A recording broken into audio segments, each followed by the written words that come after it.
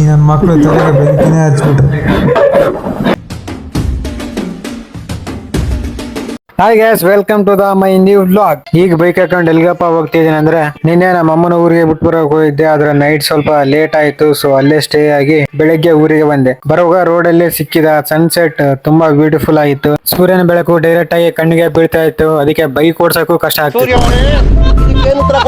Friend ಜೊತೆ video ಕಾಲಲ್ಲಿ ಮಾತಾಡ್ತಿದ್ದೆ, ಆದ್ರೆ ಇವನ್ ರಿಯಾಕ್ಷನ್ ನೋಡಿ ಹೇಗಿದೆ.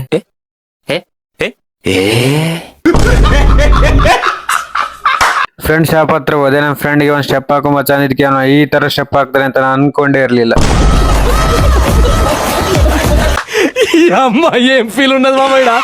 ಇನ್ನೊಬ್ಬ ನೋಡಿದ್ರೆ ಈ ತರ ಫೋಸ್ ಕೊಟ್ಟ.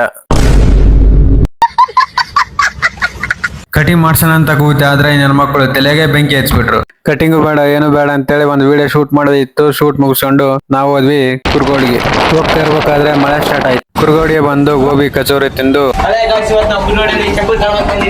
ಚಪ್ಪಲಿ ತಗೊಂಡು ಮೊಬೈಲ್ಗೆ ಸ್ಕ್ರೀನ್ ಗಾರ್ಡ್ ಹಾಕ್ಸ್ಕೊಂಡು ಬೈಕ್ಗೆ ಪೆಟ್ರೋಲ್ ಹಾಕ್ಸ್ಕೊಂಡು ಹೋದ್ವಿ ಊರ್ ಕಡೆ. ನನ್ನ ಫ್ರೆಂಡ್ ಒಂದ್ ಸಾಂಗ್ ಆಡ್ತಾನ, ಕೇಳಿ ಎಷ್ಟು ಕೆಟ್ಟದಾಗಿದೆ ಅಂತ ಕಮೆಂಟ್ ಮಾಡೋದು ಮಾತ್ರ ಮರಿಬೇಡಿ. ಇಷ್ಟೇ ಇವತ್ತಿನ ವ್ಲಾಗ್. Thanks for watching. ಮತ್ತೆ ನೆಕ್ಸ್ಟ್ ವ್ಲಾಗ್ ಅಲ್ಲಿ ಸಿಗೋಣ. ಬಾಯ್.